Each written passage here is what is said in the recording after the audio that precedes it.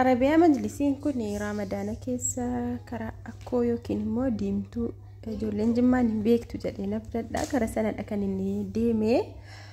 Tuni afee seeraan viidiyoon godhin egaa yeroo Ramadaana kana wanti hundi namatti muddaa akkasitti fe'amee ture. Assalaamu alaykum wa rahmatullahi wa barakaatuh. Kabajamtoota hordoftoota Saalihaa Tube jirra jirtu nagaa keessanii fayyumaa alhamdulillah. Nagaa fayyaa kootii isinillee bakka jirtanutti rabbiin nagaa fayyaa isin haa taasisu. Egaa Arabiyaa majlisii baay'ee bareedu kana kan isin argaa jirtan kuni obboleettii keenyatu haadhaa fi xalabdee maashaallah. Mircaa obboleettii keenya kana akka kootti baay'ee tokko dinqisiifadha. Yeroo baay'ee manni carqiin yeroo tokko Arabiyaa majlisii irratti hodhamee yeroo tokko hodhamee jedhee deddeebi'ee dhufuu dhiisuu danda'a. Garuu isinii xaaqaarraa filatte jechuudha. Carqii kana xaaqaarraa filattee filannoon si maashaallah ajaa'ibuma. Yeroo baay'ee xaaqaan namaan galu nuyi isa qaamaan bira jirruyyuu carqiin kuni hodhamee keeni bareedamu akkam isa jedhu namaan galu amma hodhamee ka'utti jechuudha. Tokko wayitu carqiin kun utuu hodhamee ni bareeda jedhamee namaa gala. Garuu isinii yaa anis qaamaan biran turre carqii kana Finfinnee irraa jechuudha. Xaaqaasaa kan hin fichisiisee fi magaalaa Jimmaa keessa hin jiru carqiin kunneen. Maaliif jennaan gatii isaatu baay'ee tokko qaaliidha. Hin jiru naggaadeen hin fidanu jechuudha. Naggaadee warri mana xaaqaa carqiiwwan kana hin fidanu. Tasumayyuu akkasuma jarri Arabiyaa majlisii hojjetanullee kanaan hin hojjetanu. Maaliif gatiin isaa xaaqaa irratti meetira irratti baay'ee tokko dabala. Akkasuma carqiin isaa baay'ee cimaa bareedaadha. Akkasuma immoo ni bareeda bareedumallee qaba. Baay'ee tokko jechuudha. Arabiyaa majlisiin kun yeroo baay'ee jedhu nama baay'eetu jaallatee birriillee hangamsii buusnee binna jedhanii na kadhatanii amaanaa namaati jedhee dide jechuudha.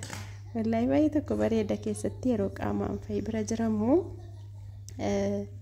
carqii Jimmaan keessatti hojjetamee hin beeknedha jechuudha. Carqiin kuni bareeduma carqii kana qofarraan kan na dhibu obboleettii keenya ilaa xaaqaasaa akkuma suuraa irratti argitan kana haala kanaan Addis Ababaadhaa kaafamee na ergamee naanan ergeef jechuudha.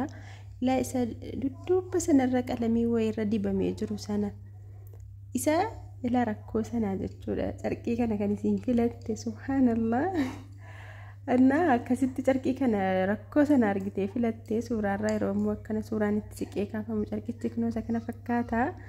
Akkasitti kaa maashaallah mircaan si mircaadha. Isayyuu suuqa keessa argitee jechuudha. Akkasitti carqii ajaa'ibaa ta'ee innaa asumaanuyyuu immoo minxaafii kanas immoo waan maachii godhu minxaafii saabbaa kaarii kanallee itti bitee fi ture kaarii 12 jechuudha. Maaliif jennaan saalooniin jaraa bicuudha garaa qallataa kaarii 12 jidduudhuma majlisii sanaa jechuudha. Kaarii 12 kana bitee fi akkasitti gaa minxaafiin kun kaariin isaa birrii 1700 isa andinyaadha jechuudha. Kan kanaa gadi illee jira. Kan kanaa olii immoo saabbaa saantimaati isa yabbuu sana jechuudha. Isa fuddaa sanadha kan kanaa olii minxaafiin akkasitti gaa obboleettiin keenya kun kaajii akka hiriiree Ramadaanaa keessa du'aayii haadhaa argatte haala kanaanii maashaallah. Walaliillee qabdi asbeezaallee qabdi ture. Akkasuma maggaarajaa Arabiyaa majlisii sanaan maachii ta'u kunoola maggaarajaa kanallee kan barrii 2 hojjechiiseeraa fi maashaallah akkuma ta'ettu meeshaan si filannoo siitii waliin maachii tatteeraaf jechuudha. Akkasii hordoftoota koo inshaallah namoonni Arabiyaa majlisii ajajachuu barbaadanii ajajadhaa jechuudha. Carqii bifa barbaadaniin haala barbaadaniin diizaayinii barbaadaniin isiniif hojjetama. Arabiyaa akkasuma gaa maggaarajaan immoo gatii warri gatii maggaarajaa na gaafattanu dirqama safaramuu qaba. Maggaarajaan akkasuma Arabiyaa majlisiin bootaa safaruu qabdu jechuudha. Tilmaamaan tasumayyuu hin ta'u keessatti maggaarajaa namoonni tokko callisaniituma isin suuraatti erginaan maggaarajaa tilmaamaan isinii hojjetu jechuudha. Sun ta'uu hin qabu. Kun Arabiyaa majlisii yeroo mana dhaqee farrashamee jedhu maashaallah kana fakkaata. Yaa xiqqoo kaameraan jirrittiin kaasanii erganii fi in ibsu malee as biratti wanti isinitti immoo barbaade mana yeroo safartanuu seeraan safaramuu qaba jechuudha. Manni kun ola iddoo kana iddoo kaareen tokko akkasirraan gadee dhaabbatee jiru kana tirfii godhanii guutuudhuma godhanii safaran jechuudha. Silaa garaan mana kanaa yookiin immoo mata dureensaa meetira 2 fi saantii 70 ture.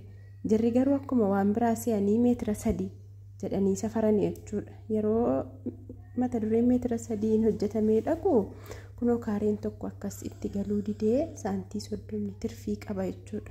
Kanaaf saantiin 10 illee hanqattu tarraftu yoo tarrafes hanqifamuu qaba. Yoo tarrafes hanqifamuu qaba. Yoo hanqates immoo saantiin 10 maan ta'in himamuu qaba jechuudha. Maaliif dhaqee agulii nama jalaa ta'a akkan taane ta'a jechuudha. Akkasitti sii kaaree tokko sana as deebifamee sirraa'ee fi dhaqe jechuudha. Kanaaf dirqama safara rukuniidhaa kaasee bukkee lammanii fi mata dureen dirqama safaramuu qaba.